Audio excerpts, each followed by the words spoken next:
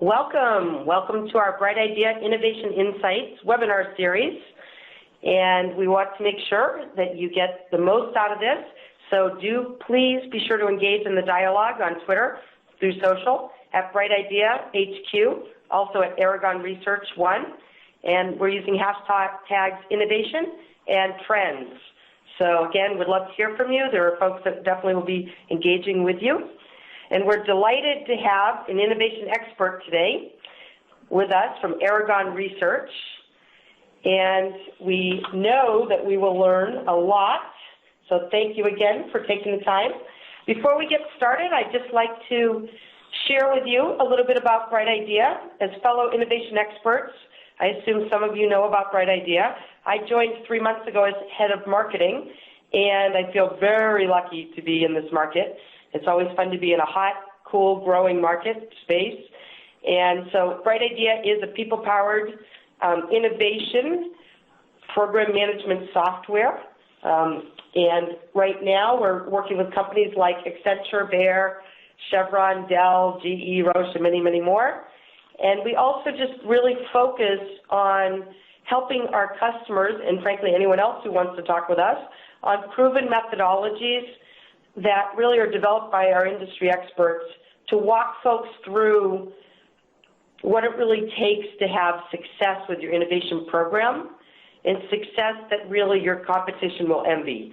So with that, what I'd like to do is move through a poll and really understand how important does your management consider innovation, since that is what we're talking about. We always like to be able to help folks be able to help bring innovation to a higher level within the company. So if you could take a minute and answer the questions that you see here in the polling frame, that would be great. We'll leave it open for about 30 seconds. So how important does management consider innovation? Not important at all, somewhat important, important but not a distraction from day-to-day business, very important, or critical. Jim, what do you think we'll see here? I think we're going to see a mix. I think it's going to be a mix, probably reflecting, various attitudes and various ways that people innovate. So I'm looking forward to seeing the results, but my bet is it's going to be a pretty good mix. Well, look at that. Wow. That's great. Look at this, 68% critical to the business. Well, we love seeing that, and that's also probably why you're here.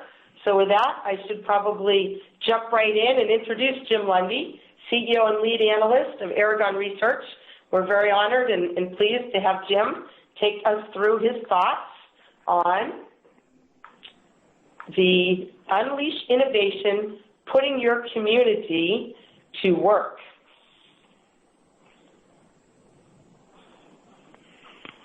Well, thanks, Gretchen.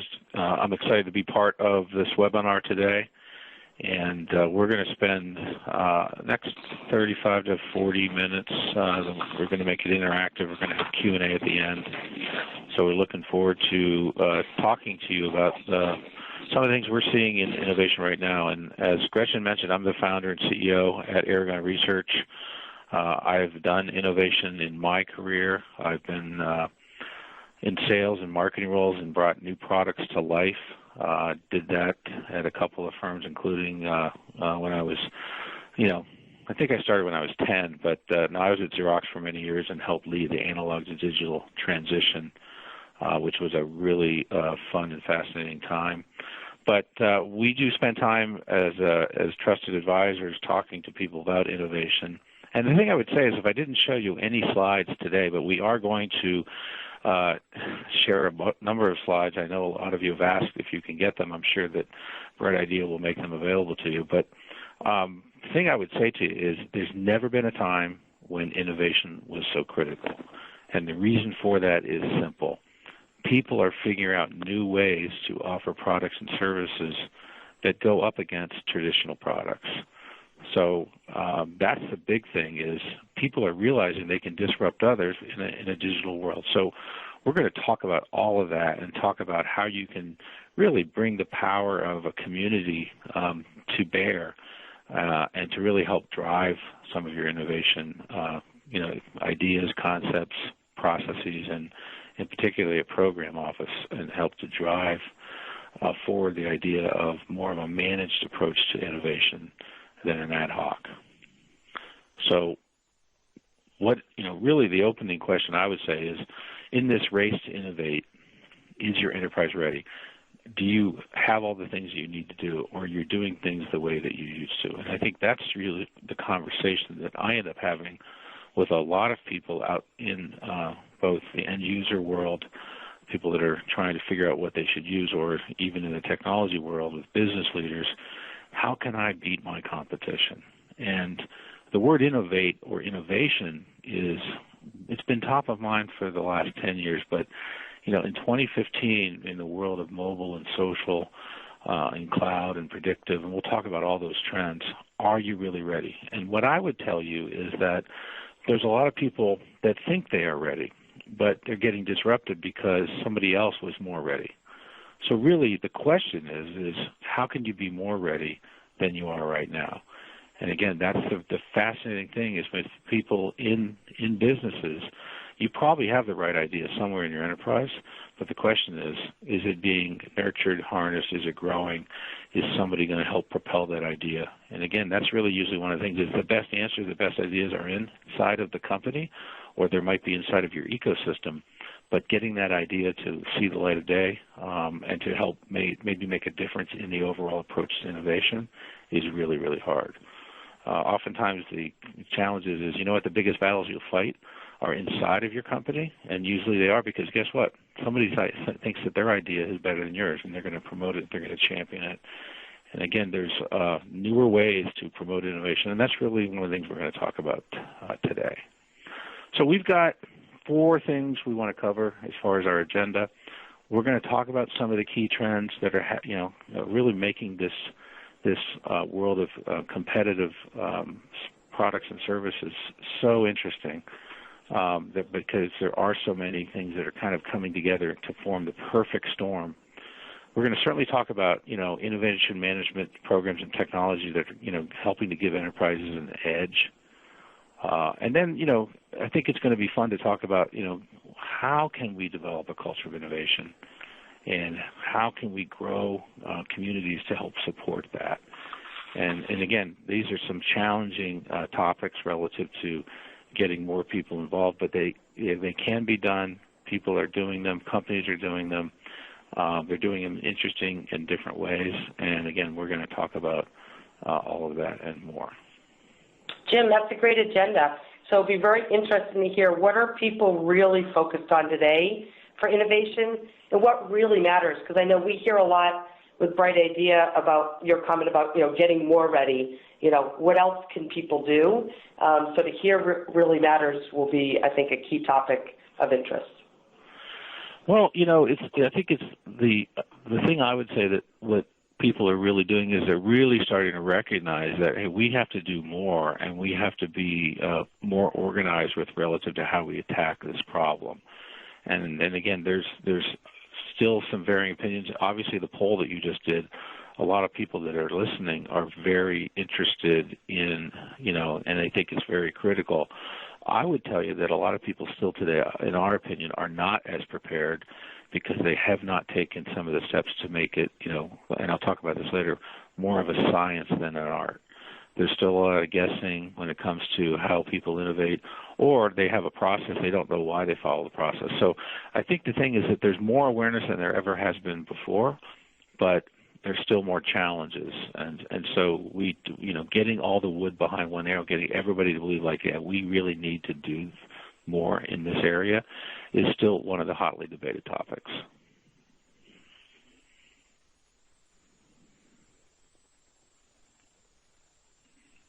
Okay, so let's jump into some of this, relative to the first topic, which is finding, the trends that are, driving innovation. So, if you look at the whole idea, the whole approach to how do you find that next thing, what's the next big thing? What's the thing that's going to keep the CEO in his or her job?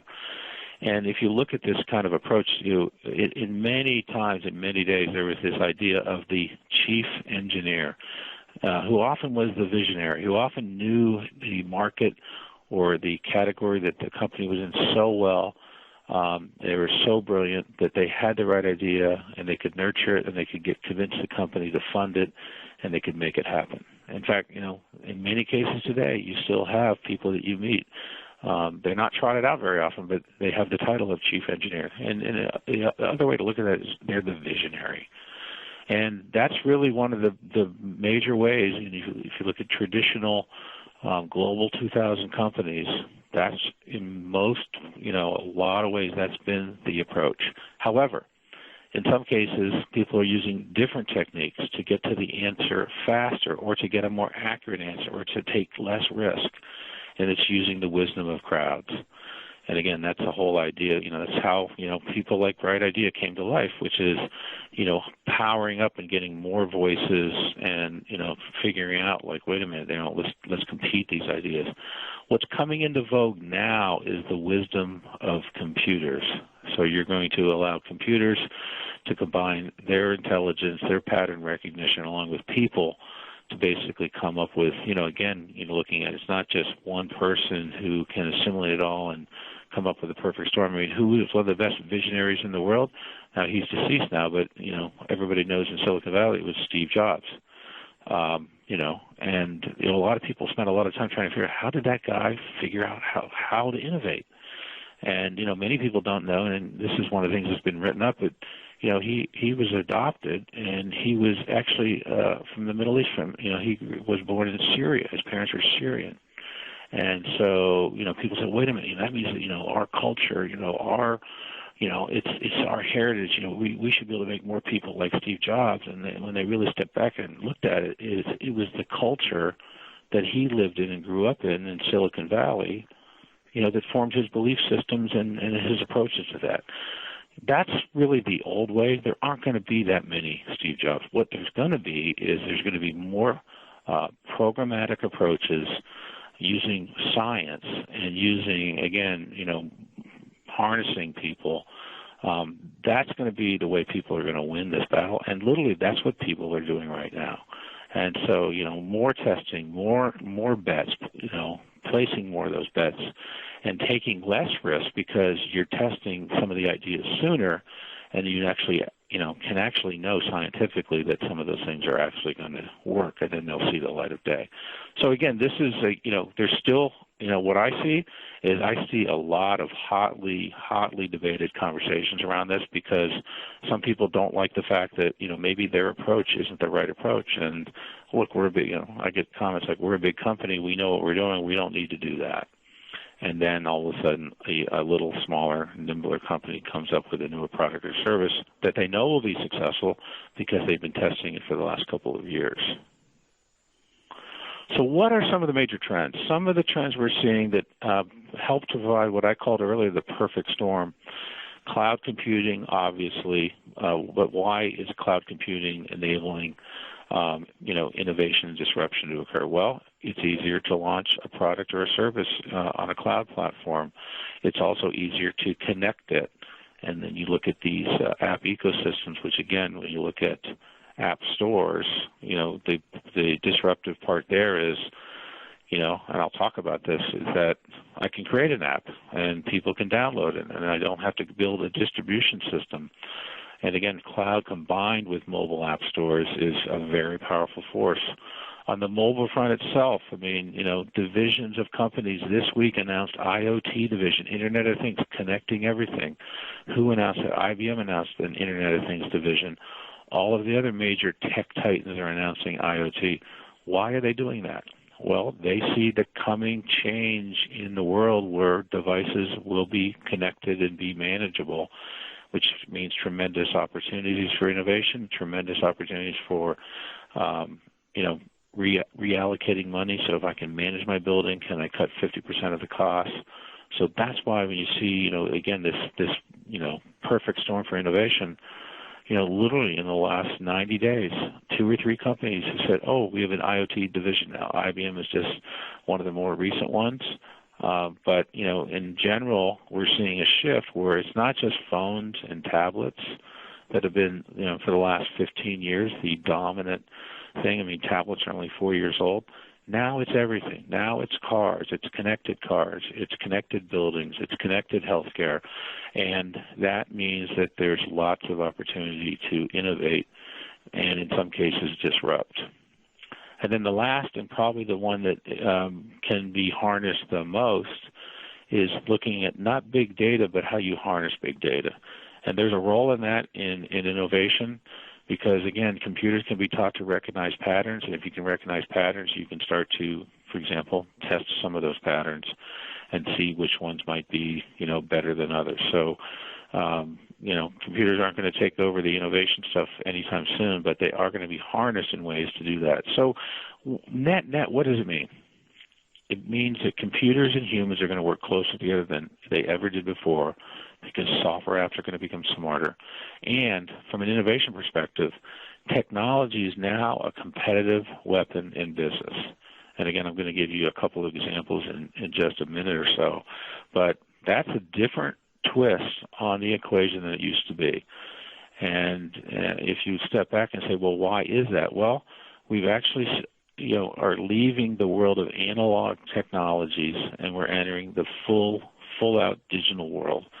And so products and services are going to be fully digitally enabled, and that means that analog services, for example, paper is a good example of an analog technology. If you don't have paper, if it's all digital, will that business process move faster?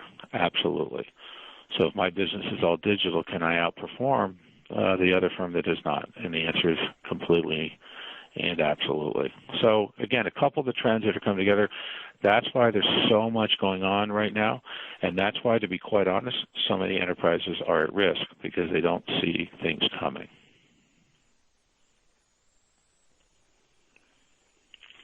Okay, so what about market disruption? What about this digital era? What are we talking about here? So I've just put two examples that I think are pretty compelling in this slide, and one is transportation, and one is also automobiles.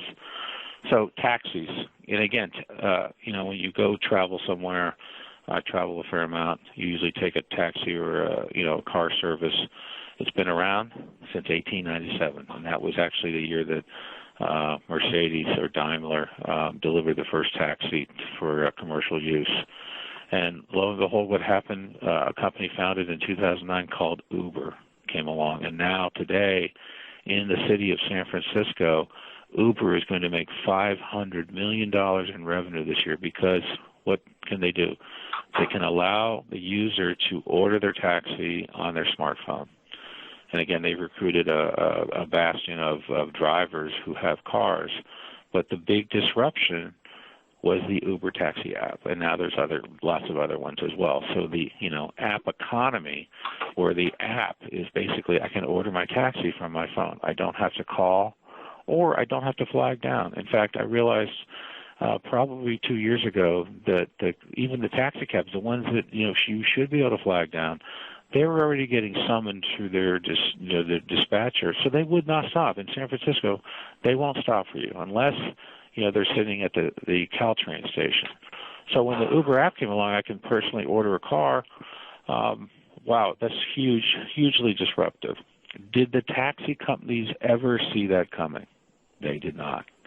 What about cars? So again, the Germans won this one, the first gas-powered car in 1894. Today, gas-powered cars are the standard. But along came the electric car, and again, Tesla has been around for now, more than 3 years, and the electric car, from all kinds of manufacturers, is becoming very popular, partly due to rules for auto emissions, but also because it is just there's a lot of things that it does. For example, it doesn't use gasoline. So was that disruptive to the traditional automotive companies? Was it disruptive to now some of them have had, electric cars, but not fully electric. So is there a massive race by most of the manufacturers to have a full plug-in car? In fact, a lot of the American ones do. A lot of the Japanese manufacturers do. Germans are a little bit late, although BMW just got in. But it's been a massive disruptive play. And now all of the major car companies are going to have full electric vehicles. They're not launching until 2017 or 2018 or 2019. because there's that much disruption in the technology. And who knows how big Tesla will be by then, or they'll be taken over. But again, did the U.S. automotive or the global major automotive manufacturers see this coming? They knew it was coming because Tesla was starting to brag about it, but they couldn't stop it. And the innovation there was so great that in many cases, many of them are taking 5 to 7 years to come out with a full electric vehicle. So again, 2 quick examples. We do think that the mobile app disruption is just so massive, and we've published research in other areas, like for example, consumer banking, where mobile apps completely change the game there, and there's even more than that coming. So again, some pretty interesting cases, and there's many, many others that we could talk to. Jim, it's interesting because in San Francisco, obviously Uber's a big thing here, and definitely we see so much of the disruption here between what's going on with the taxis and Uber. So I'm just curious in terms of what other types of threats should we be worrying about, do you think, in this area? And what are you hearing from other people? Well, we do. I mean, I'm going to talk about mobile in a second. So I think the thing I would tell you is, if you step back and look at that whole digital equation, the thing that I would say is, we are starting to see a recognition from business leaders that they know they have to change. But the problem is they're struggling with the speed of change. So there's, I think, a consciousness like, wait a minute, I'm at risk to be disrupted. One of the things we say is, well, let's talk about analog versus digital. And, the famous book, by the way, which was by Nick Negroponte from MIT, Being Digital, that's from the 90s. That book was from the 90s. And again, for example, when you look at cloud services, there's many on-premise software companies that were disrupted by new upstart cloud companies.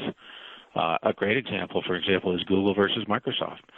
Google went cloud with their email first, caught Microsoft off guard. Now Microsoft is firing back and has battled back very nicely, as a matter of fact. But that battle continues to rage on. And again, you just look at the digital versus analog.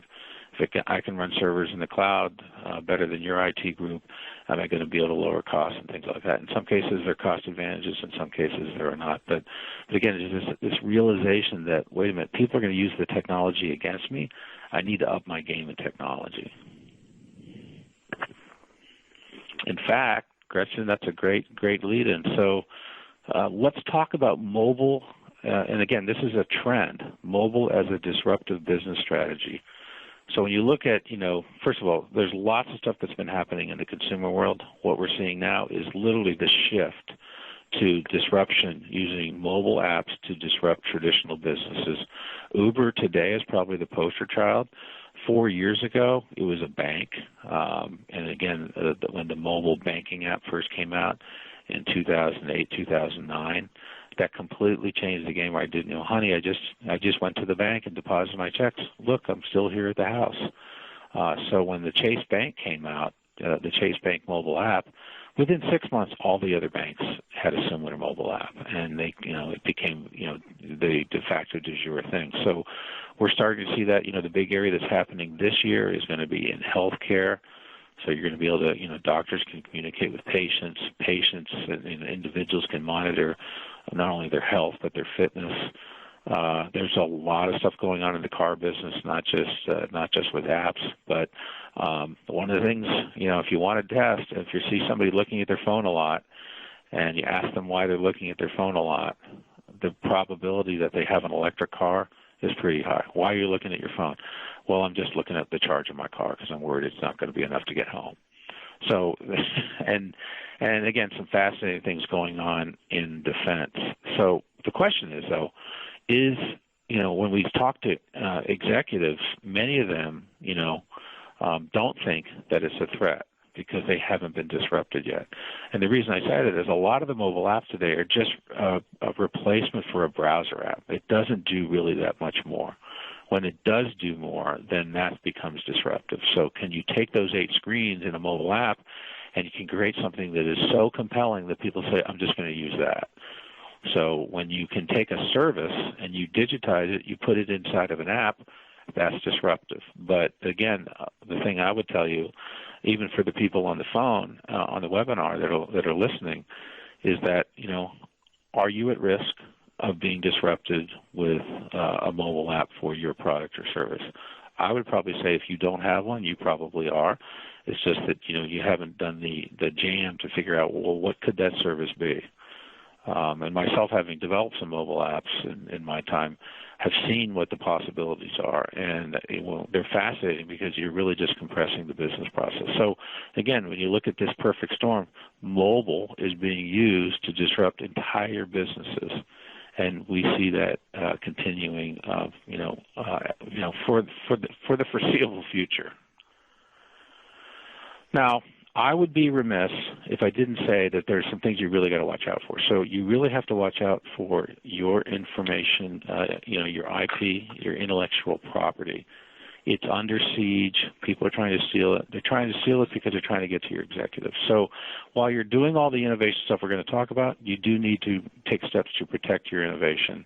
And again, that's a hard thing to do, but there are some fundamentals and some basic things like, protecting your apps for logins, because that's usually the number one way they try to get you. So taking a step to make sure that you're protecting all that great innovation you're doing, you have to basically really work closely with your friends in IT to make sure that you've got those things in place.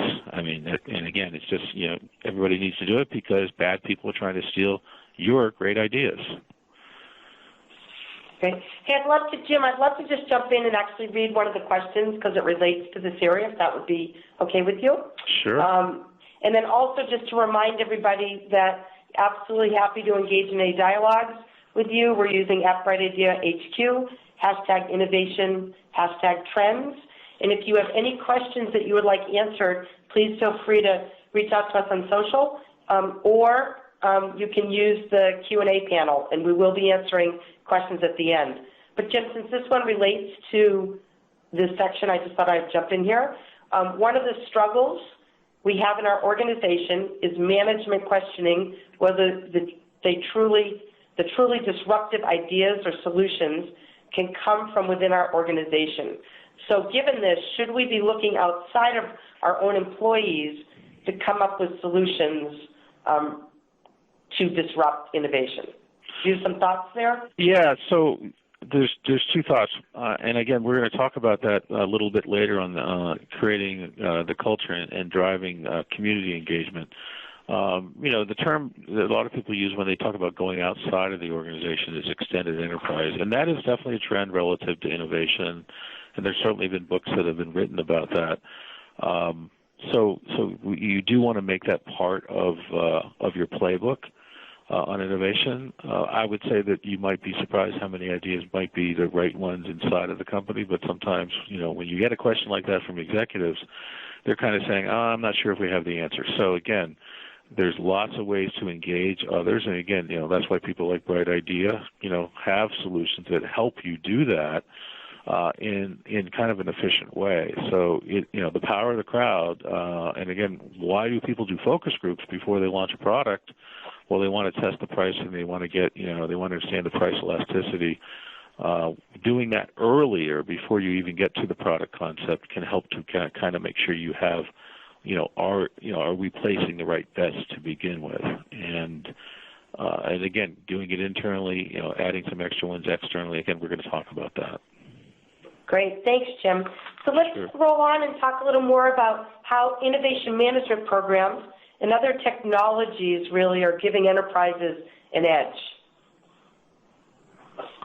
Absolutely. Well, as a matter of fact, one of the things that we just want to mention relative to this, again, this area of how technologies are, impacting enterprises is that, and again, this is the reason why you need to have a more programmatic approach to answer Gretchen's question is having a programmatic approach can help you get out in front of this tidal wave of change.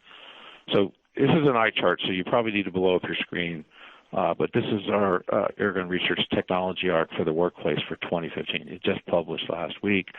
And the reason I want to highlight the stuff in blue, if you look at those things, those are technologies that are and applications that are less than 5 years old. And again, they're having massive impact on traditional markets. So, just take one, for example. I'll take two. And again, this is why when you look at the red item, which is innovation management, do you have tools that allow you to manage the approach to innovation. And a lot of times that's one of the things that it is not in place, and you're still guessing and using art. So video recruiting. There's large retail chains today that interview candidates over video, where the candidate can submit a video to do their job application. It's not a live interview. It's a recorded one, and they're processing 10 times the number of video resumes than they were when they just submitted paper or an electronic resume. So that's one. And again, if you look at sales communications, which you could say is very similar to email. I can send somebody a presentation, but I can see if they looked at it. What did they spend time on? They looked at slide 10 for 10 minutes. Sales communications is really just a twist off the old email and added some analytics. But that's one of the hottest things we see happening right now in sales, which is we don't know if people are opening up the stuff our reps are sending. So we need a way to manage that. And we don't want to manage it via email because we just don't know what happens. So again, when you look at that, wow, wait a minute. So is sales communications, is that potentially a threat to some traditional ones? Yes, it is. And in some cases, they're driving new things. But again, people are innovating and they're figuring out business problems and they're coming out with unique solutions or applications that solve that specific business problem. That's one of the biggest shifts that we're seeing. And again, when people don't have their radar on, they're not leveraging some of these things from a programmatic perspective. They're just missing these opportunities. So really, when you say all that, well, what's it mean? Well, there's two dilemmas. There's the dilemma of my current products and what are my future products, and that's usually the big thing the CEO is worried about is what % of his or her revenue is coming from current products, what are the new products that are going to be coming online, and you listen to investor calls, or if you read 10Ks, which we read a lot, you see conversations about that, and they put risk, the risks to our business are because of lack of innovation.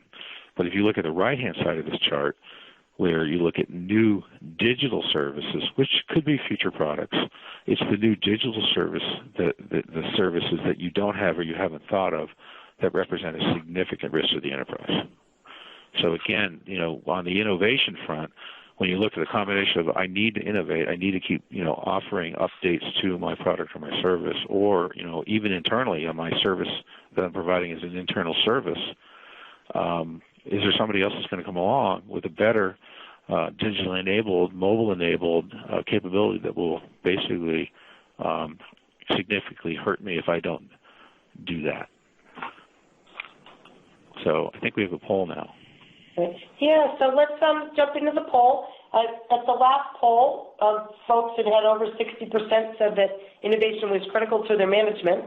So we're curious if you could take just a minute and tell us how successful is your innovation program today.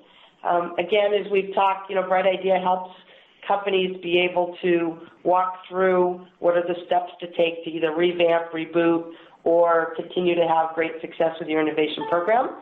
And so we're interested to hear, one, maybe you don't have a program today. Another might be, yes, you have it, but you don't use it much, or it needs to be revamped, or it's in use, but not sure what the outcomes are. Could use a facelift. You can define that how you want. Or it runs great, and it's in great shape, or another. So if you could just take a moment and give us some answers, that would be great. I also want to remind folks that, yes, we will get the slides, and yes, you will get the record of this session. We'll either send it out Friday or Monday, so you will be receiving that. So again, if you take a moment. Oh, quick answers here.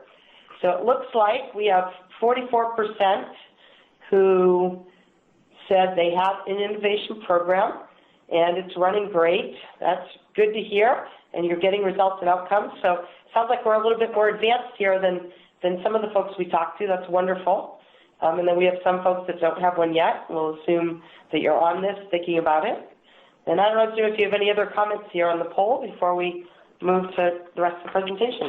Well, I mean, looks like there's about 28% though that could use some help. So I think that's look, it's a smattering, but obviously we have some people that are definitely focused on innovation here on this webinar, which is great.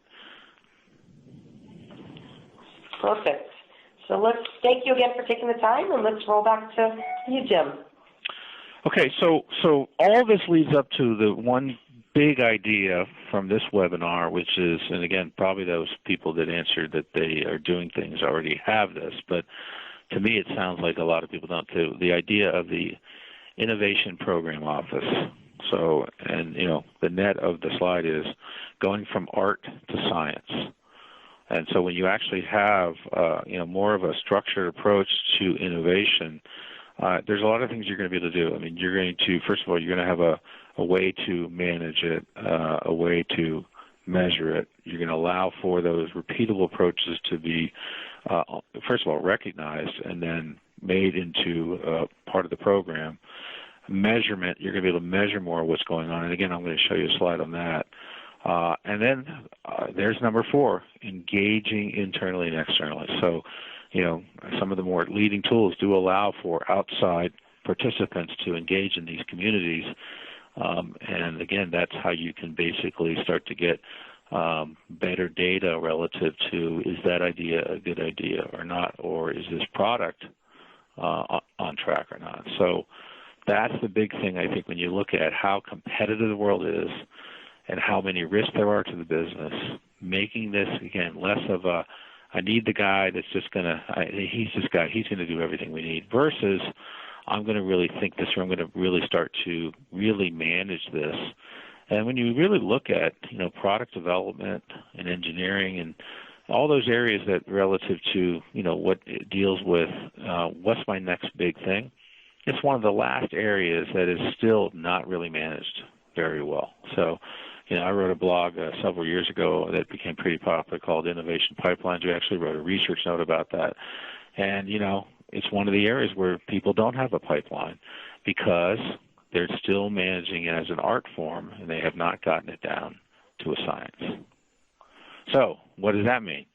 Well, how do you automate the process? So, again, there's the whole idea of how do you generate and then develop and then, not only launch but measure some of those ideas that then could become the products or the services. So we call that, placing bets. But, today in a lot of the world, they don't place bets. They basically place one bet. So, the idea of a prototype funnel, again, where you're competing ideas, you're competing products, it's, in many cases it's done a little bit. Some of the best companies in the world do it. You never know that they do it.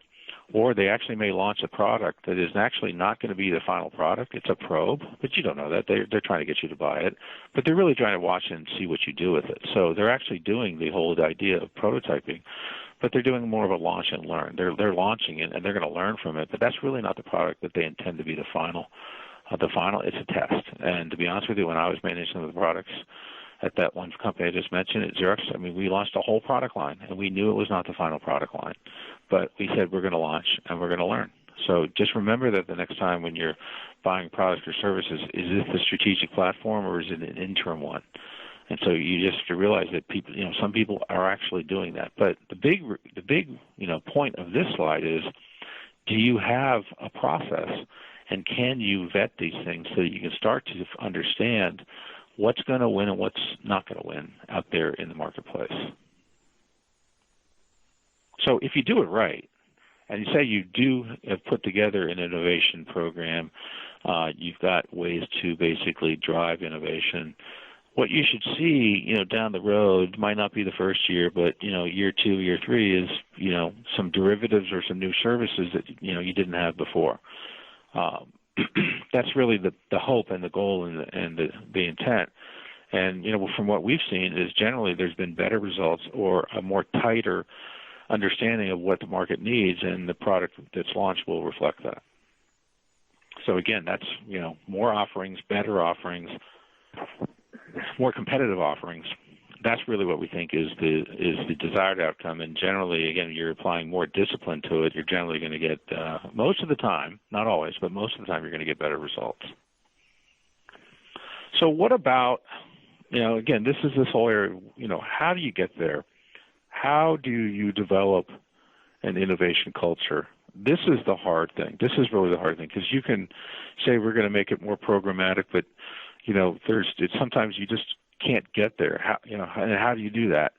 And this is one of the things we spend, I call them talking points, but, do executives believe in this? Are they supporting it? Are they backing? Are they walking the talk? And again, so that earlier question in the webinar, when you don't have that or they don't think that people can do that, well, that's maybe a lack of trust, but it is important to have some sponsorship. It's also important to have some boundaries, some rules, and sports have rules. I think it's important in innovation to have rules, which, for example, and again, they do that in brainstorming, but everybody has a voice. Things like there's no bad idea. Got to make it fun, because again, when you make it fun, you break down barriers, and people think, well, I'm gonna go the extra mile. I'm gonna think about this harder. I'm gonna come up with more input, more feedback, or more ideas. And then the last thing is, which is the most important, which is we need to outthink the competition. And how do I create a culture that says, I want to win, I want to beat the other people, or I just want to be the best that I can be?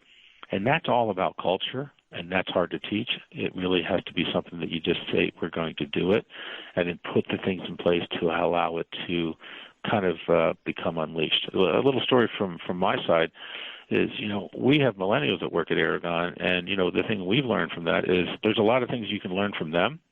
They may learn from you, for example, just the workplace, but there's a lot of things you can learn from them as well if you give them the opportunity to give feedback and participate. So I've, in the 4 years we've had Aragon, I've learned an awful lot by stepping back and saying, hey, what's your idea? So again, making it basically, less of top-down and more of an engaged type of approach. But one of the things you have to realize is that there are different types of innovators. There's companies have cultures that are certain types, and you have to know what your strengths are. And again, this is one of the things, companies have been around for a while. Many of them do know the types of innovators that they are, and we've just bucketed into three. Organic innovation, where they're basically, we know how to make things, or we know how to design things, and we're really good at it. And you know what? There's some that are. I'll give you an example in a minute. But in some cases, they say, you know what? We're not really good at coming up with the idea. But guess what? We're really good at copying that, or to be a fast follower. So when somebody comes out with something, guess what? We're going to do it too. And by the way, in a lot of the world, in a lot of different products and services, no matter what they are, most providers are fast followers, meaning that they're going to come up with it. We didn't come up with the idea.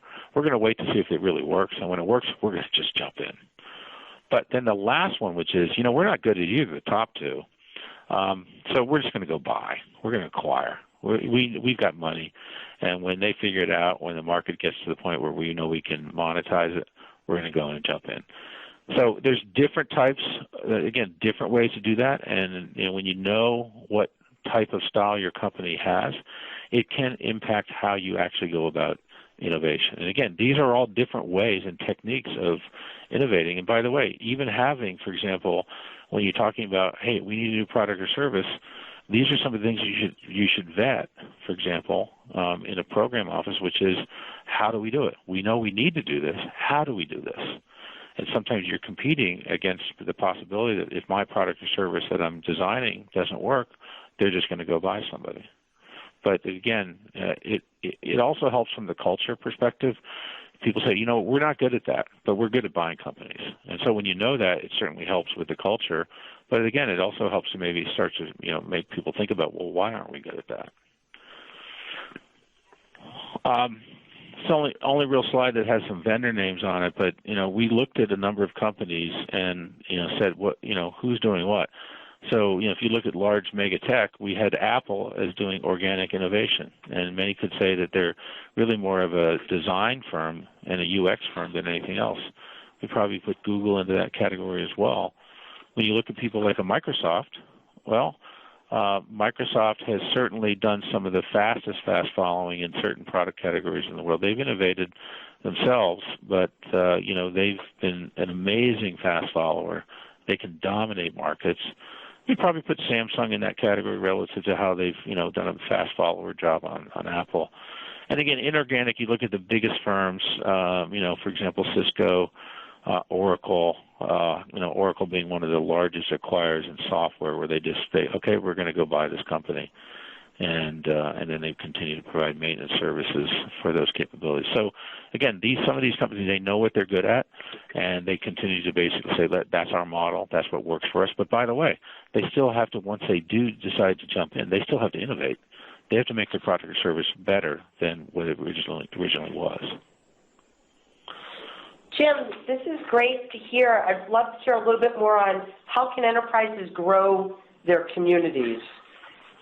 Well, that's a perfect lead-in. So some thoughts. So, the idea of getting people bought in internally, and now the big thing is externally, is, you have to basically make people feel like they want to participate.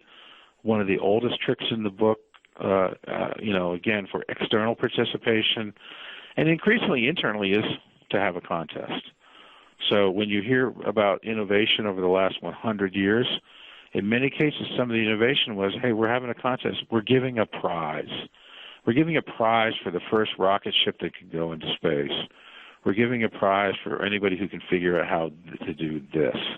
And in many cases, the contest is trying to figure out, they want an answer to a thing, and they're going to give a prize. And so people say, you know what, I want that prize. I'm going to go chase it. It's a reward mechanism. So again, well, you may not call it a contest, but the people that participate, and again, this is kind of a social recognition / gamification, but probably more on the recognition part, which is, hey, you know what? You did a great job. I'm going to recognize you. And again, a lot of companies have a lot of corporate recognition programs that are recognizing performers for their contributions. Some of them do it on time in the job. Some of them do it on number of patents that they've produced. But they have some big-time, private sessions where they do dinners, and, the CEO gives an award out, where they give multiple awards. And I was just driving by a parking lot the other day, and it's a company I'd never, and it's not actually that far from where I live, but we were noticing that they had signs in the parking lot, and it was the name of the employee and the number of years they had worked at the firm. And again, I'd never heard of that firm before, but some of those people had been there 32 years. So they got their own dedicated parking spot. I didn't see a CEO parking spot. I just saw employee parking spots with their name. So do you think they're going to remember that every day when they pull into the office? And again, there's number 3, which is the multiple channels, and I'll talk about that as well. And again, engagement. People want to know, are people engaged? So showing them that, by the way, this region was the most engaged in our community. But, community starts with culture. But, when people feel like they're going to be listened to, they generally participate more. When they can help drive ideas or drive outcomes, they're going to participate more. When there's too many rules, then they tend to be turned off. So, Gretchen, those would be a couple of the thoughts I have relative to that. In fact, one other thing I just throw out is, again, when you use multiple channels, and again, I'm not going to read all this, but there's a lot of different things relative to externally, grabbing people to participate externally. And again, in many of these, you can measure them quite effectively. So again, the whole community thing, external communities, and one I'll just mention that sometimes is not utilized, alumni networks. But customer communities can be a fantastic way to get feedback. I've launched a few customer communities in my day, and one of the things I learned was if you let them have discussions where maybe you're not monitoring all of them, you may find that out of that discussion that you were not part of, they're going to give you some amazing feedback. But and again, this all becomes big data, and you can start to harness and sort through this to see some of the patterns. Then one of the last things I'll share with you is the idea of idea jams. So what's that? So the thing there is that, getting both business and IT teams together to start talking about this in an informal setting. It might be a lunch and learn. It might be out at a company event. But they can be structured, they can be unstructured, they can include customers. In fact, an idea jam often, when you hear Customer Advisory Board or CAB, in many cases, those are kind of idea jams because you're saying, hey, we're thinking about this. What do you think? And these are usually people that are using the product that also want you to succeed. So they're going to give you their unbiased feedback in a private setting. That's an idea jam. But the thing I would say is we would encourage, people that are listening to this to do more of that. And we've done them, by the way. We've certainly done them for mobile apps. But when teams get together and start to brainstorm things, it's just amazing what can happen. But then you've got to insert it into the idea of the innovation program and then start to vet those once you get some stuff out of that. So that you have the jam, you come up with some outcomes. What do you do next?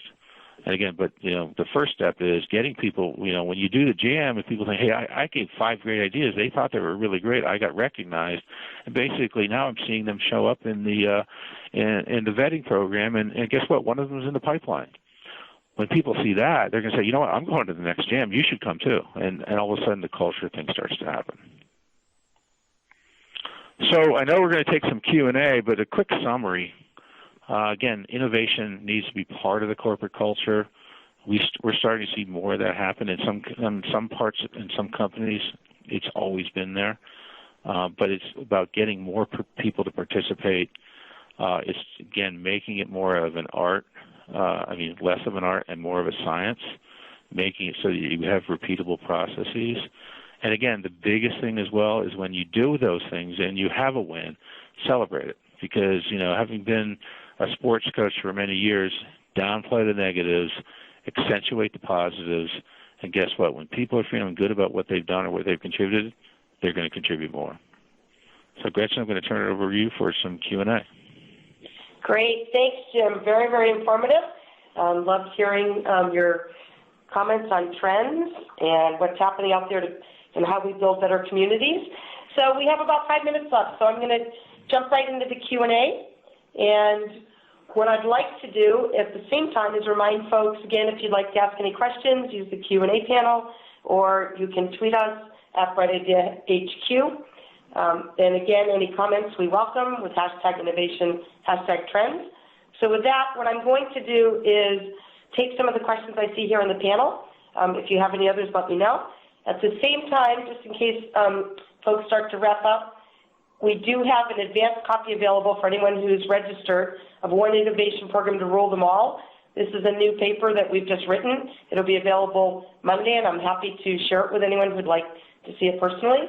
And it really does give the tips in terms of what really comprises of a great innovation program. I know from the polls, a lot of folks said their program's doing very well, but anyone who would like to have a copy, more than welcome, happy to share it, and also happy to give anyone an opportunity to have a consult with our innovation experts as to how to get your program up and running. So again, feel free to email me if you would like to at ghoffman@brightidea.com, or you can tweet.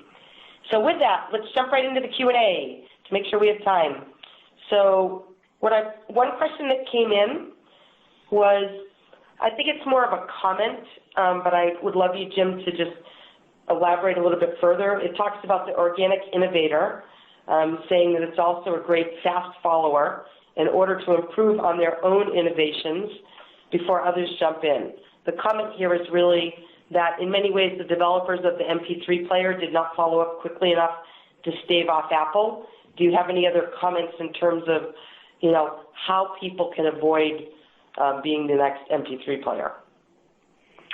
That's a great question. So the comment I'd make about that, since we've studied that, part of it wasn't as much about the player as it was about how music was distributed. So it was really the fact that they came up with a player. I mean, the iPod was a player, but they were able to get the music into the player through the store, and a lot of the MP3 ones were not able to do that. So, the thing I would say there is, just because you have something, it doesn't mean that you stop. And I think that was really, if you look at Apple, is they figured it out. They figured that, if we take analog music that has to be then manually loaded into a device, and we can make that an auto input, we kill the music stores, and we kill a lot of the distribution, and we take a profit off of that. So they started to recognize that the content was a big part of that. So you can't stop. And again, I think that's one of the things which is one and done versus continuous innovation. So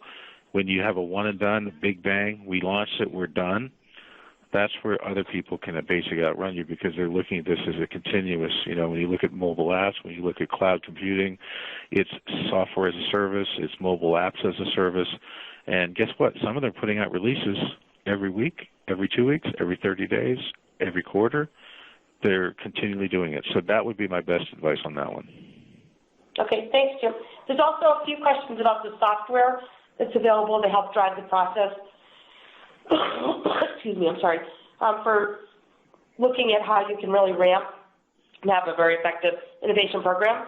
So Bright Idea has developed some tools, some training, and we have software that can help with that. I show my email up here, and you're more than welcome to contact us or go to our website at www.brightidea.com. We'd be very happy to talk to you about it. Okay. Another question, Jim, comes in about, are there any suggestions on how to free employees' time to allow them to focus on innovation?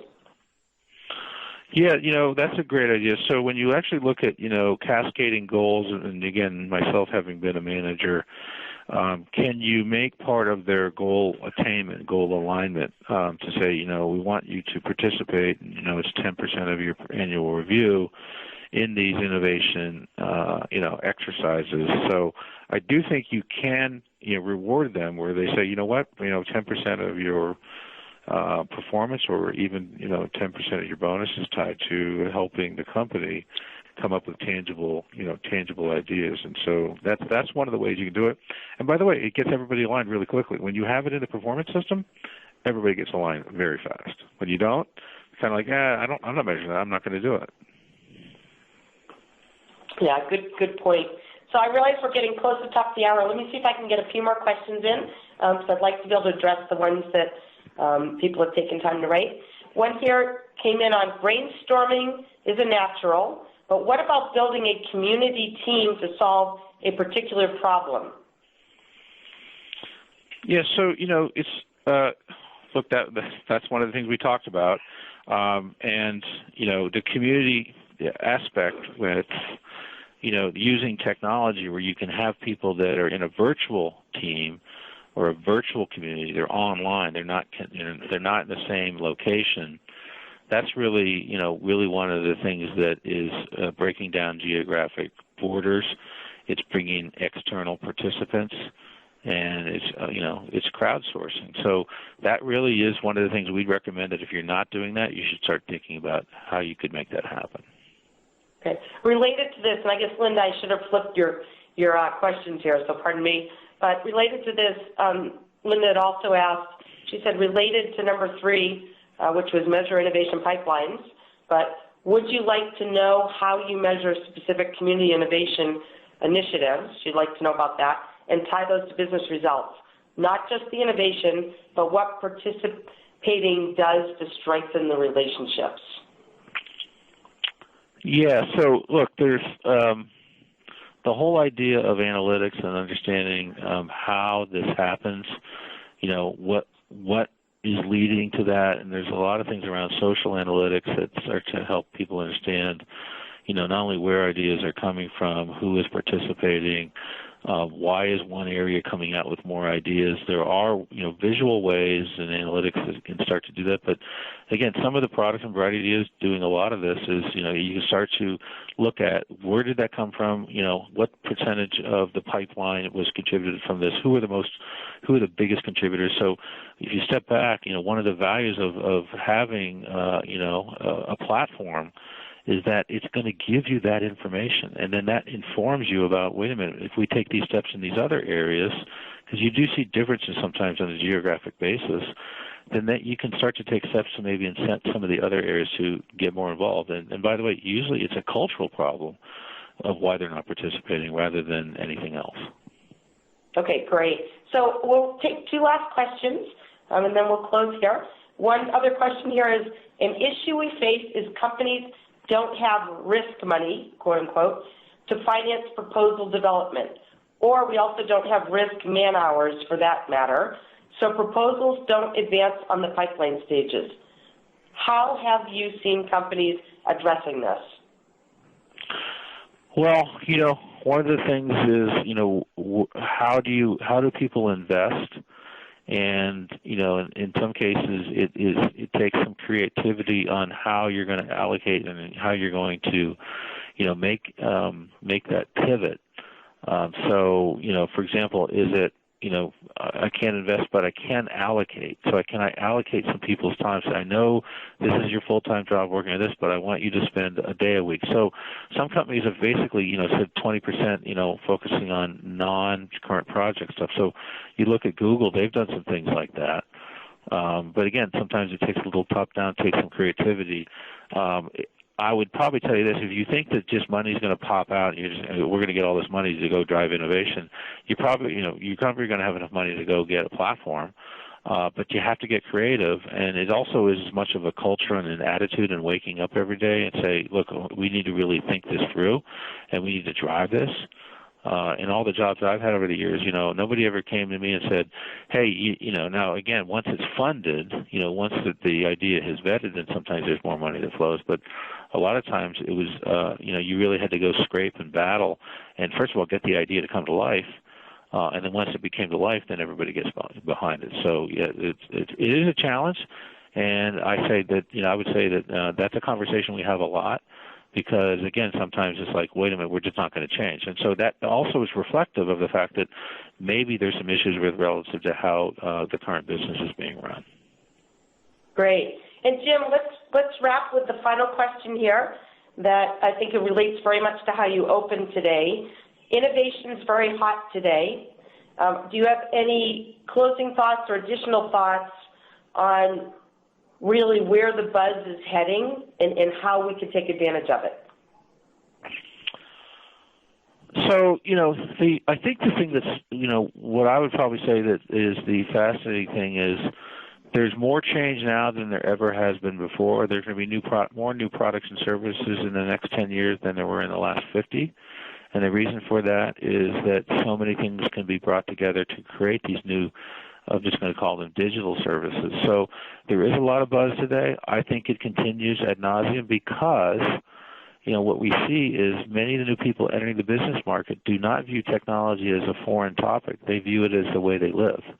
And so when they say, well, wait a minute, I know I can do this, this, and this, that's just basically, it's in their DNA. So I would say that the buzz is going to continue, for at least the next 15 to 20 years. I don't see anything stopping it.